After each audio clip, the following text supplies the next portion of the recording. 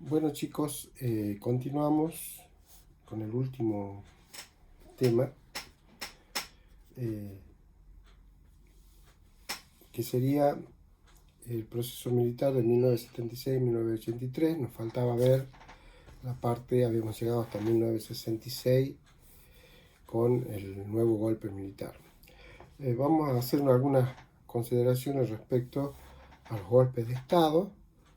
Eh, Tenemos que recordar el golpe de Estado de 1930, el de 1943, el de 1955, el de 1963, 66, perdón, y el de 1976, que fue el último golpe militar, hasta que en 1983 se restableció la democracia, y desde allí hasta la actualidad llevamos más de 37 años de ininterrumpidos de estabilidad institucional y donde la democracia sigue vigente. A pesar de todos los problemas que tuvieron los gobiernos, la democracia sigue en pie en nuestro país y eso hay que rescatarlo en estos periodos que estamos viendo, ¿no? Periodos que vamos a trabajar, vamos a decir algunas cosas importantes referidas desde 1966, que se hace cargo en la Junta Militar y coloca a Onganía en la presidencia. Los historiadores coinciden que con la llegada de Onganía, de esta Junta Militar, empieza una etapa muy autoritaria en el país. El autoritarismo del poder militar se muestra en diferentes ámbitos, en el ámbito del sindicalismo, interviniendo todos los sindicatos, en las universidades también, interviniendo y destituyendo la autonomía universitaria, terminando con la autonomía universitaria que se forjaba en esos años, con represión. Recordemos la noche de los bastones largos en la ciudad de La Plata. Es decir, que rápidamente el presidente dio muestras de no estar dispuesto a compartir con ningún sector el poder, ¿no? Más allá de eso, en la sociedad había un consenso general de que era necesario el cambio, pensando que este gobierno de facto podía solucionar los problemas de la Argentina. Rápidamente el gobierno dictó el Estatuto de la Revolución y eso significó condicionar la vigencia de la Constitución, suspenderse las actividades políticas, la tutela sobre los medios de difusión, la censura, sobre los libros, la prohibición de ciertos libros, la represión policial, haber terminado con las autonomías de las universidades. Es decir, que mostraba el gobierno desde su comienzo la acción de terminar con cualquier tipo de disturbio, sobre todo en los ámbitos estudiantiles, persiguiendo ideas de izquierda, persiguiendo el marxismo que se gestaba dentro de las universidades y dentro de los jóvenes. Y eso también generó lo que es común, es decir, la reacción, y empezaron a aparecer grupos armados clandestinos que empezaron a tomar alguna notoriedad por algunas acciones. Hubo algunos estallidos en las provincias como reacción popular en contra del gobierno. La más conocida es el Cordobazo, en 1969, el más representativo. Después le siguió Rosario, Tucumán. Es decir, hubo mucha reacción del pueblo contra los mandos militares y llegado a 1970 se produce el asesinato del general Aramburu, quien había estado a cargo de la Revolución Libertadora del 55 por grupos armados, y eso generó la crisis en el gobierno y la salida de Onganía, siendo reemplazada por otro general de apellido Levingston.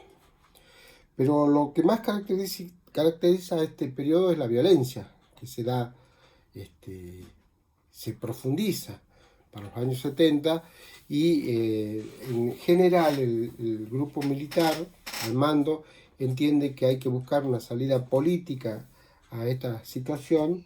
Entonces la idea empieza a generarse la idea de que hay que restablecer el orden institucional, y para eso convoca a los partidos políticos.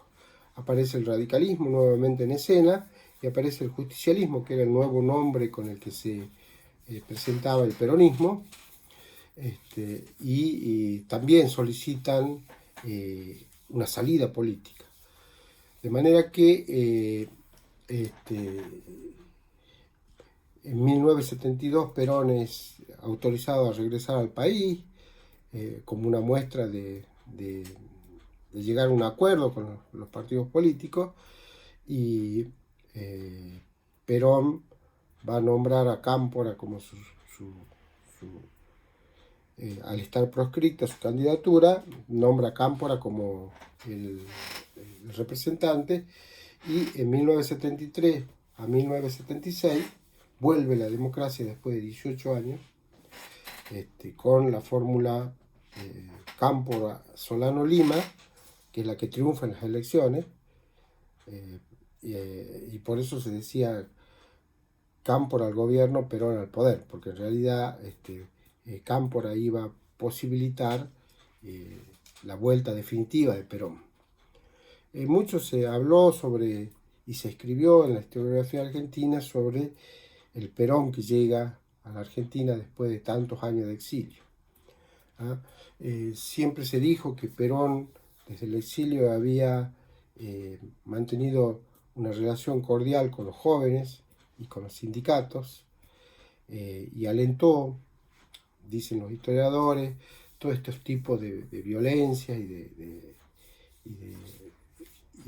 contramarchas contra el régimen militar, y que bueno, llegado el año 73, cuando Cámpora se instala en el poder, Perón puede volver al país, pero bueno, el carisma que tenía Perón ha cambiado, no es el Perón del año 55, y también se ha modificado el contexto internacional, y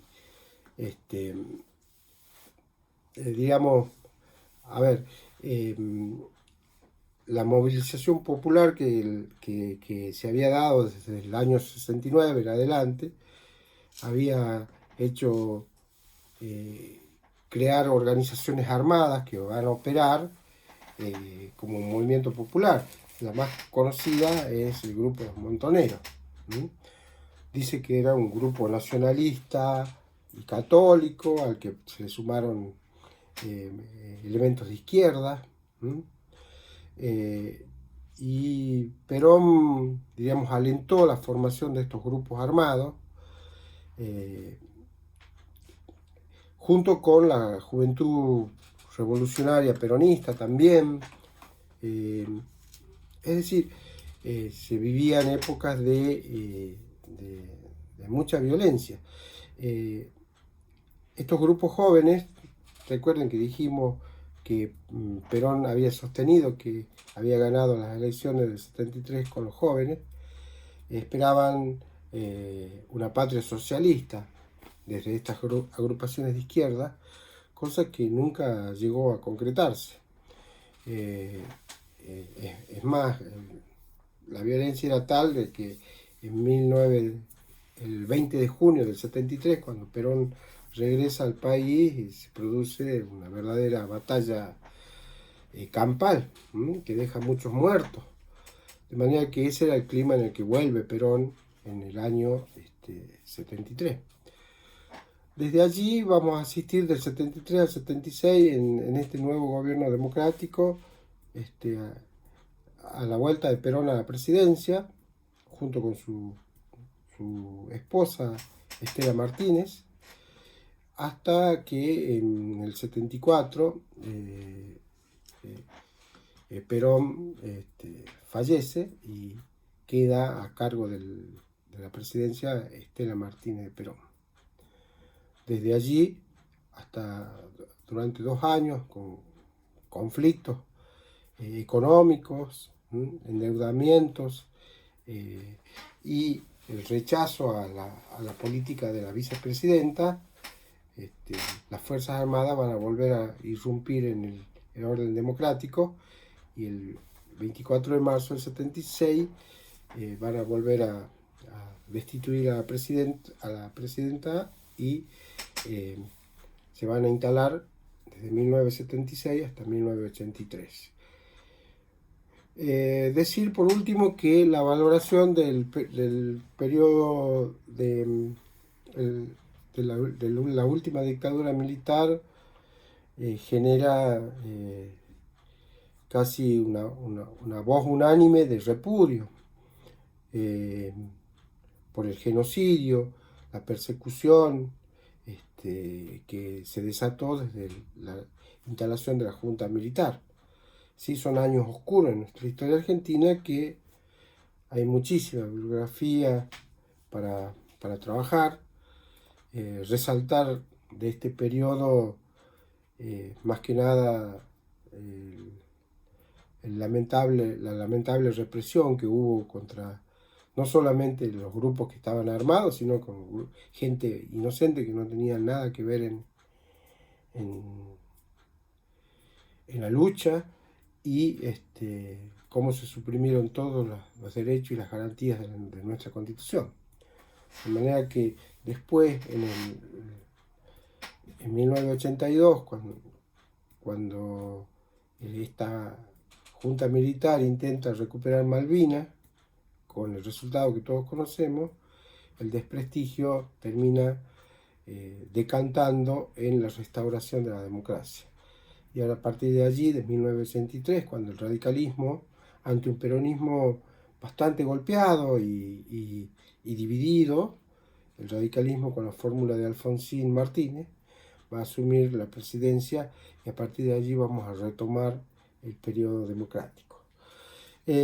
Decirles por último que en el texto hay algunos detalles que deberíamos remarcar. Por razones de tiempo no lo podemos hacer, y tener presente y no olvidar tampoco el proceso militar, este último estallido militar del 76 al 83, lamentable para nuestra historia, en el cual deberíamos hacer muchas clases respecto a este lamentable suceso en nuestra historia argentina. Así que bueno, dejamos rápidamente este punto del programa. Les recomiendo el texto de cátedra. Pueden ver Luis Alberto Romero, Historia Contemporánea Argentina, y también bueno, cualquier consulta o que necesiten, no tienen más que escribirme a mi mail. Muchas gracias.